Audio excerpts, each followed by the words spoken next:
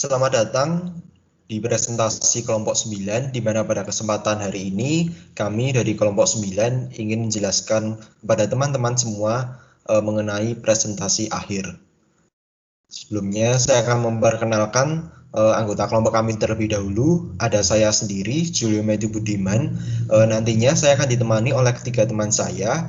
Yang pertama ada Yubel, yang kedua Maria Vania, dan yang terakhir ada Gaby.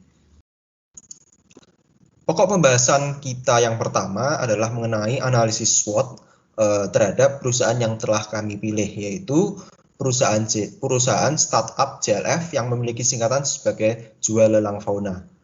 Adapun aspek utama dalam SWOT ini adalah strength, di mana JLF ini merupakan lokal pasar atau marketplace khusus transaksi hewan dan tumbuhan yang memiliki jumlah pengikut terbanyak.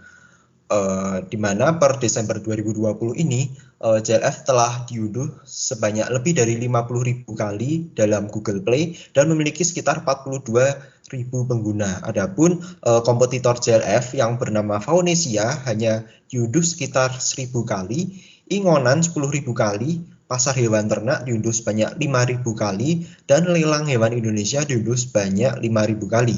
Yang kedua, adanya sistem keamanan aplikasi yang terjamin, di mana pengguna baru yang hendak membuat sebuah akun baru diharuskan memverifikasi foto dirinya beserta dengan KTP-nya. Kemudian seperti pada presentasi sebelumnya, JLF ini memiliki suatu fitur yang namanya Rekber atau rekening bersama yang menjamin keamanan transaksi bagi penjual maupun pembeli. Yang ketiga, tersedianya video edukasi untuk penjual dan pembeli. Jadi, JLF selain menjadi mediator antara penjual dan pembeli, juga menyediakan video-video edukasi mengenai cara pemeliharaan hewan reptil misalnya, dan cara menggunakan aplikasi JLF. Aspek yang kedua adalah weakness atau kelemahan dari JLF. Yang pertama, karena target pasarnya yang cukup terbatas, perkembangan JLF akan berlangsung cukup lama. Seperti yang kita ketahui, JLF didirikan sekitar 1,5 tahun yang lalu, di mana pada saat ini JLF masih memiliki pengguna sebanyak 42.000 pengguna.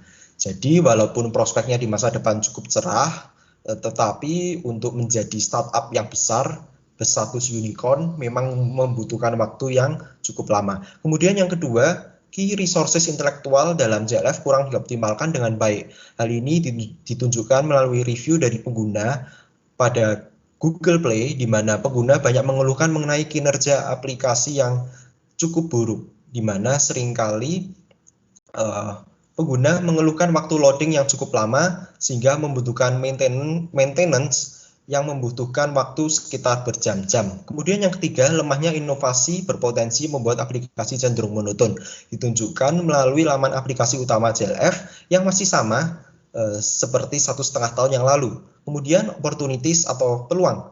Yang pertama, jumlah transaksi daring di Indonesia yang semakin mengalami peningkatan, di mana pada 2017 jumlah transaksi daring di Indonesia adalah sekitar 80 triliun, kemudian 2018 sebesar 145 triliun, dan 2019 sebesar 265 triliun rupiah.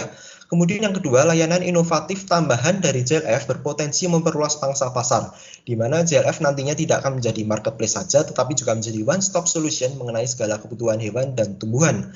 Yang ketiga, prospek usaha JLF yang makin cerah berpotensi mendapatkan perhatian dari berbagai investor untuk menyuntikkan dananya kepada JLF. Kemudian threat atau ancaman. Yang pertama yaitu ancaman penipuan dari pengguna JLF yang tidak bertanggung jawab, di mana perlu diketahui bahwa sistem transaksi di JLF ini menggunakan sistem lelang, di mana seringkali terdapat pengguna nakal yang tidak bertanggung jawab melakukan spam terhadap fitur lelang tersebut dan tidak melanjutkan kepada proses pembayaran, di mana hal ini sangat merugikan pihak penjual. Kemudian yang kedua, jika di masa depan JLF mengalami perkembangan yang cukup signifikan, tidak menutup kemungkinan bahwa kompetitor mulai tertarik untuk membuat marketplace sejenis. Terima kasih. Untuk bagian selanjutnya akan dijelaskan oleh teman saya, Yubel. Baik, selanjutnya terdapat 3 misfit atau ketidakcocokan antara konsumen dengan nilai yang ditaruhkan oleh JLF. Di sini ada customer empathy map. Dari sekian banyak ini, ada 3 hal yang akan saya garis bawahi. Yang pertama adalah bahwa Eric itu adalah orang yang serba cepat. Yang kedua, Eric adalah orang yang antusias terhadap hal baru, dan dia orang yang suka bergaul. Next. Nah, ketidakcocokan yang pertama. Seperti yang sudah dikatakan sebelumnya, bahwa Erik ini adalah orang yang sangat antusias terhadap hal baru, dan dia tidak suka jika ada hal yang di sekitarnya itu berjalan secara monoton. Namun di sisi lain, UI atau user interface dari aplikasi JLF ini sendiri terkesan monoton dan jarang terdapat pembaruan pada halaman aplikasinya. Maka, saran bagi JLF adalah dengan lebih baik untuk memperhatikan kebutuhan pengguna dan memperbarui laman aplikasinya secara lebih berkala. Next. Lalu, kebiasaan yang kedua, Erik ini bisa dikategorikan sebagai seorang yang memiliki sifat social butterfly, di mana ia sangat suka sekali bergaul dengan orang lain. Nah, JLF ini dirasa kurang untuk memenuhi hasrat bergaul bagi para pecinta hewan untuk bisa berkomunikasi dan bergaul dengan pecinta hewan dari komunitas lainnya. Maka dari itu, saran kami bagi JLF adalah untuk menyediakan ruang diskusi bagi pengguna agar bisa digunakan untuk saling bertukar info dengan penjual. Next.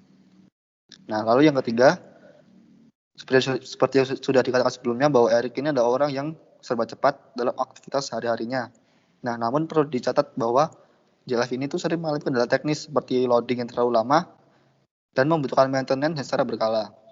Nah, maka dari itu, kami menyarankan sebaiknya JLF dapat memperbaiki infrastruktur sehingga kinerja aplikasi dapat mengalami perbaikan. Nah, untuk selanjutnya akan dijelaskan oleh teman saya. Nah, jadi terdapat 2 rekomendasi dan saran yang kami berikan untuk meningkatkan kinerja JLF. Yang pertama itu menjadikan JLF sebagai one-stop solution. Kami menyarankan JLF bukan hanya sebagai marketplace saja, tetapi juga menjadi one-stop solution mengenai hewan dan tumbuhan. Mengapa? Jadi berdasarkan penuturan pemilik, masyarakat yang hendak mencari hewan dan tumbuhan sudah mengerti tempat yang terpercaya untuk bertransaksi hewan dan tumbuhan secara daring, yaitu JLF. Dari situlah mengapa JLF dikembangkan secara lebih luas. Contohnya seperti menjalin strategic alliance atau kemitraan dengan dokter hewan, lalu bermitra dengan produsen fashion hewan seperti baju dan perlengkapan hewan peliharaan. Hal tersebut bertujuan untuk memperluas pangsa pasar JLF dari niche market menjadi segmen market. Yang kedua, lebih berfokus pada problem solving. Jadi JLF perlu memperhatikan aktivitas problem solving. Saat ini, keluhan konsumen masih dilayani oleh pemilik sendiri. Proses ini tidak akan berjalan efektif lagi bila kedepannya pengguna JLF semakin mengalami peningkatan. Lalu sebaiknya JLF lebih memanfaatkan key resource, yaitu intelektual, dengan memiliki customer service yang berbasis bot. Dan kemudian bisa dengan memanfaatkan key resource human dengan memperkerjakan karyawan yang bertugas sebagai customer service. Selanjutnya akan diteruskan oleh teman saya. Ya, di sini saya akan menjelaskan permasalahan utama pada JLF. Di sini terdapat 2 permasalahan pada JLF. Yang pertama, pemanfaatan sumber daya atau key resources yang belum optimal. Dan juga yang kedua, masih sebatas sebagai loka pasar atau marketplace. Next. Ya, di sini saya juga akan menjelaskan rencana perbaikan. Terdapat 4 hal yang harus diperbaiki dari JLF untuk meningkatkan kinerja bisnisnya. Adapun rencana pertama dan kedua adalah meningkatkan kinerja aplikasi dan menambah fitur pada aplikasi. 2 perencanaan tersebut digunakan untuk mengatasi misfit antara konsumen JLF dan value yang ditawarkan oleh JLF. Dan kemudian rencana yang ketiga dan keempat adalah dengan menjalin kemitraan atau strategic alliance dan memiliki layanan customer service. Next. Ya, menurut kami hal yang harus dilakukan pertama kali adalah berfokus untuk membenahi aplikasi JLF ini pada bulan Januari dan Februari, karena hal tersebut adalah persoalan yang paling penting dari JLF tersendiri. Selanjutnya pada bulan Februari mulai dipekerjakan karyawan yang baru untuk bertugas menjadi customer service. Berlangsung selama 2 bulan dari bulan Februari hingga Maret, karena karyawan yang baru perlu diberikan training secara mendalam. Lalu di bulan Maret terjadi proses menjalin kemitraan dengan dokter hewan di sekitar Yogyakarta. Hal ini juga bertujuan untuk mengetahui bagaimana respon pengguna JLF untuk meyakinkan para dokter hewan tersebut untuk bergabung dengan JLF. Dan juga alangkah baiknya bila diselenggarakan pertemuan di sebuah tempat atau nantinya JLF akan melakukan presentasi di depan dokter-dokter tersebut. Ya, pada selanjutnya untuk iklan media sosial akan digencarkan pada bulan April hingga Juni.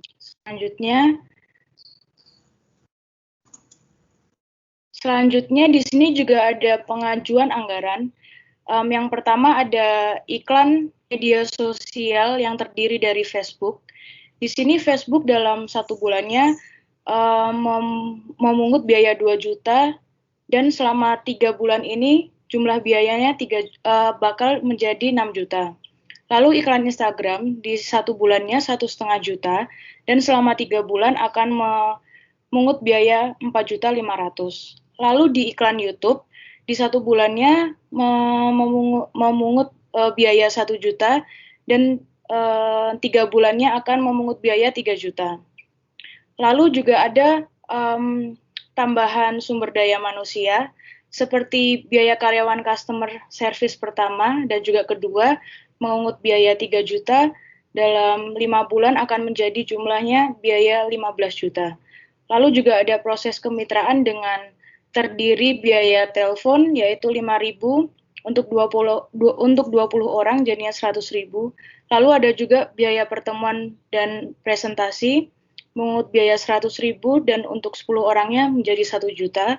Lalu biaya merchandise 75.000 untuk 20 orang jadinya 1.500.000.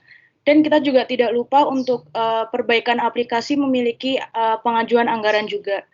Yang terdiri dari biaya lembur yaitu 375.000 dalam 10 hari mencapai 3.750.000. Lalu juga biaya upgrade plus maintenance aplikasi 300.000 untuk selama 2 bulan akan mencapai biaya 600.000. Dan juga di sini mengapa Facebook memiliki anggaran iklan terbesar? Karena mayoritas komunitas hewan dan tumbuhan menggunakan platform tersebut sehingga harapan dari iklan tersebut dapat membuat mereka tertarik pada JLF. Dan dengan pengajuan anggaran biaya tersebut, kami akan membutuhkan 50.450.000. Next. Sekian presentasi dari kelompok kami. Terima kasih.